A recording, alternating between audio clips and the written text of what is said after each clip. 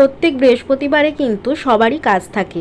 তো দেখো সকালবেলায় আমি কিন্তু ছাদে এসে গেছি জামা কাপড় কাচতে ঠাকুরের। আর কালকেই কেচে নিতাম, কিন্তু ভাবলাম না সকালেই কেচে দিই। কিন্তু মেলে তো দিলাম, শুকাবে কিনা জানি না। আজকে আকাশের অবস্থা একদমই খারাপ, বৃষ্টি হবে কখন বোঝা যাচ্ছে না। তো যাই হোক, মেলে ঠেলে দিয়ে চলে আসলাম নিচে। এসে দেখলাম ফুলের মানে ফুল দিয়ে গেছে, তো সেই ফুলটাকে তুলে রাখলাম। আর আজকে সকালে না আলুর দম আর লুচি করেছিলাম ব্রেকফাস্টে।